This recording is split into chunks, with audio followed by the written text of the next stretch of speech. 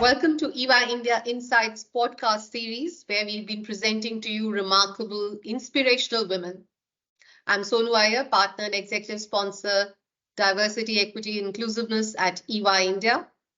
It is my pleasure to bring to you a conversation with a young woman entrepreneur who stands out for her commitment to purpose and building a better working world. She's indeed a remarkable woman. She's Devi Datta Dash, founder and CEO of LemmyBee. LemmyBee is rewriting the rules on period care and sexual wellness with a mission to create an inclusive and sustainable world.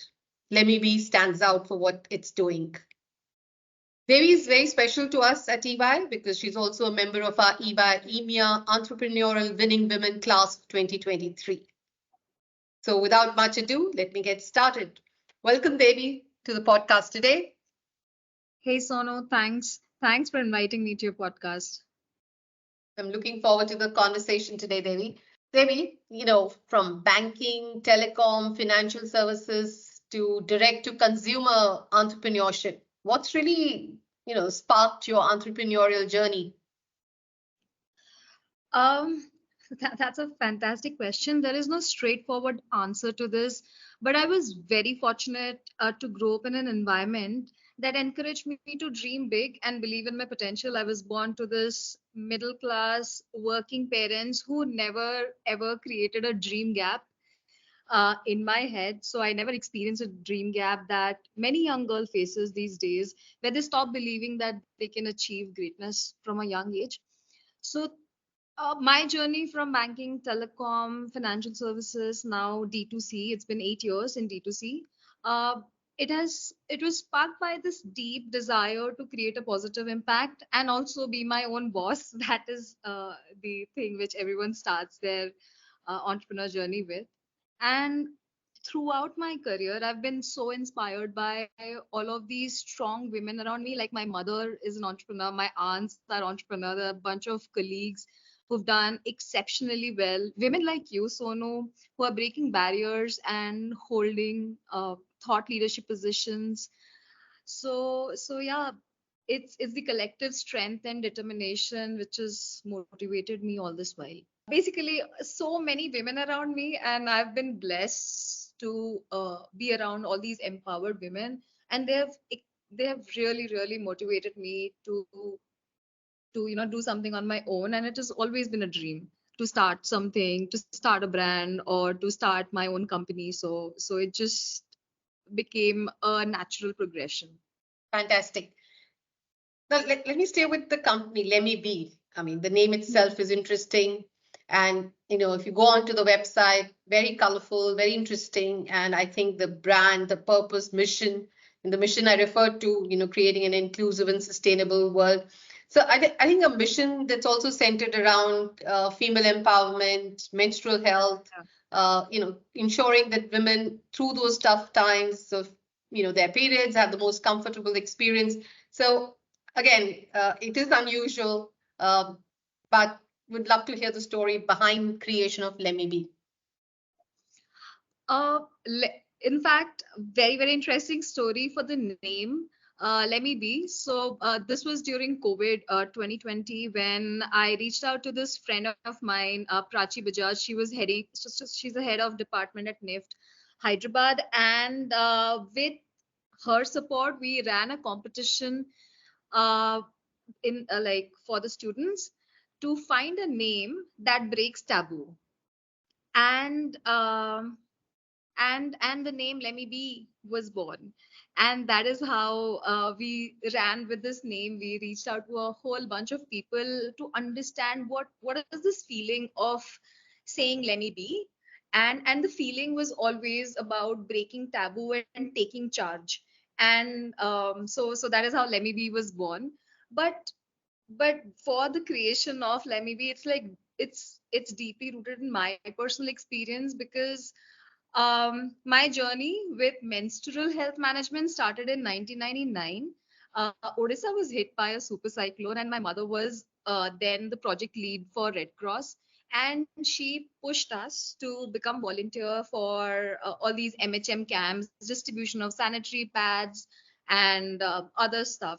So during that period, like it was a forced experience, but during that period we realized that people are so scared of even talking about periods, or even like collecting a product for which they know they need, but they are like so shy that women don't want to take these products in front of other men or other people. So basically they want to stay in this cocoon which suggests that they've never had periods, or they don't know, they don't have to tackle with periods.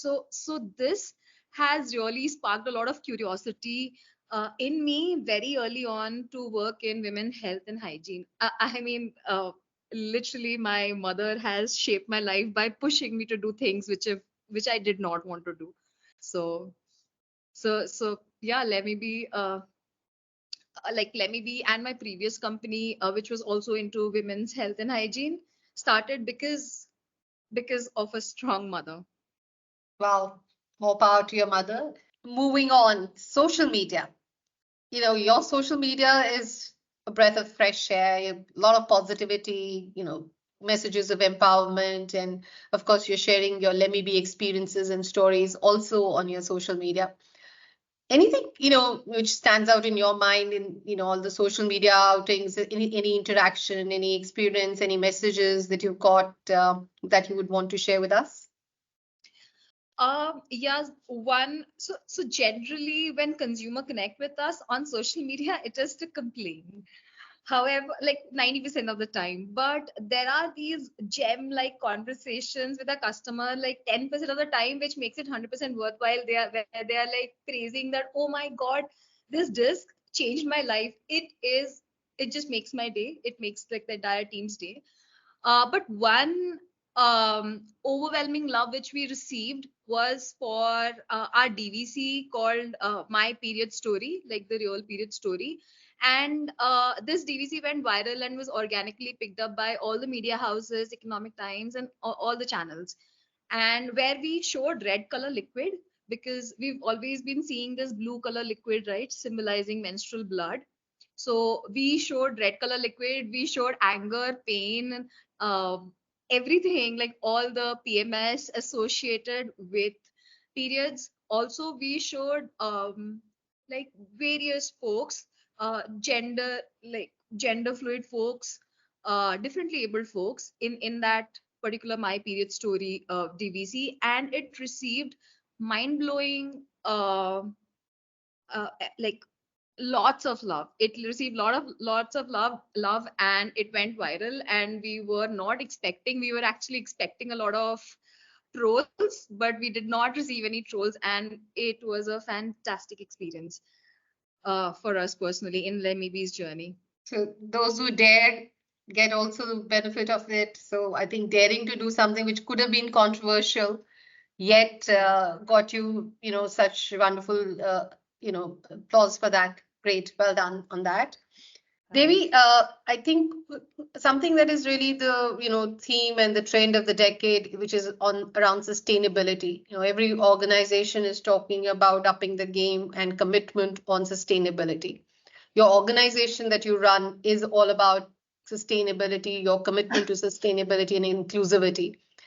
Tell us about a time when you had to make a tough but may not be commercially wise, but an environmentally conscious decision for Lemibi. Um, we do believe in sustainability, and we do have oxo biodegradable sanitary pad. But last financial, like this financial year, the previous year, we were really focused on sanitary pads as a because it was the easiest product to sell. There was no need for any awareness, and our packaging was so cute and funky, and people would pick up just by looking at a organic, like the word organic. However, like this financial year, we consciously took the decision and took a hard look at our product range and decided that we will only promote cups and like the sustainable range which we have, cups and our Z Drip Max, which is a period underwear, and Z Disc and such products. Or our 100% or biodegradable tampons, and we stopped selling sanitary pads. Like we do not actively sell sanitary pads anymore. It reduced our sales drastically because it was an easy pick for sure. But yeah, I mean, this decision meant that we are sacrificing some short-term top line, but long-term sustainability, growth, and positive EBITDAs are like so just happened thanks to this really, really, really tough call. So, and we also believe that this was the right thing to do, and we did not want to be associated with just sanitary pads as an option, because everyone is doing sanitary pads and everyone believes that this is the best option, which is not. So, just to put our point, we decided on making this really, really tough call. Super. So, yeah. Thanks for sharing, Devi. Thanks very much for sharing this. Devi, you're a beacon of encouragement for young women. Any specific message or advice you would like to share with young women just starting their entrepreneurial journey? So these days, I feel increasingly empowered by because of the ecosystem around me, and like more than ever,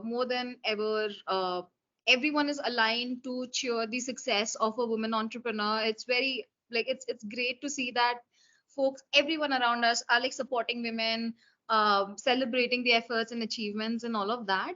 But as an entrepreneur, I strongly believe, and it is something which I've been voicing out a lot more than required, that we have to lead a slightly asymmetric life where women generally do, but still we have to lead a like slightly more asymmetric life, make the tough calls, do not expect instant gratification. Like if I am on a mission, then this has to be a 10-year 15-year mission, and it I cannot instantly get rewarded and like become a billionaire in 3 years. That's not going to happen. So I've understood these points, and I think all the young folks who are becoming entrepreneurs now, they feel that as soon as they become an entrepreneur in 3 4 5 years, they will become millionaires, and that's definitely not happening, especially in this current situation, unless they are genius. Like there are a whole lot of prodigies out there who can make it big, but this is a long path, it is a difficult path, and resilience is the only thing that is needed to bounce back every day in the morning with the same energy, same enthusiasm, and like just I don't know, it's just one crazy journey. So that's the only thing I would say to all the young entrepreneurs. That's a great message for all the young entrepreneurial women who are setting out on their journey. In fact, young men and women who are setting out on their entrepreneurial journey, a great message from you. Anything specific on innovation or initiative that makes you particularly proud as an entrepreneur? Would you want to share that, Devi? Yeah. One thing which we have stuck by is inclusivity. So other than the fact that we are committed to sustainability, inclusivity is the core part of our mission. And we do believe that it is the flavor of the century. We have recognized that there are trans menstruators, differently abled menstruators, folks from LGBTQI plus community who are suffering in silence due to, say, lack of awareness, lack of fund, lack of support system, lack of content for them, especially curated for them. So we have acknowledged that we have curated a whole bunch of content, a whole bunch of products around these tiny problem statements, which addresses their problem, like literally specific to a certain community. And we are extremely proud of what we've managed to do with our inclusivity as the flavor. And so a significant portion of this country is also unable to manage their periods in like a discreet and respectable manner. We've been trying like we've created 2 million unique content till date in different languages on various platforms to reach out to these different communities and to let them know that, hey guys, we are there for you. In case there is a problem statement which you're unable to solve, please reach out to us. Like you can find me on our website. So if you go to our website and chat, there'll be a Devi chat. So people reach out to us like even to me directly. So this is one thing which we are very, very, very proud of.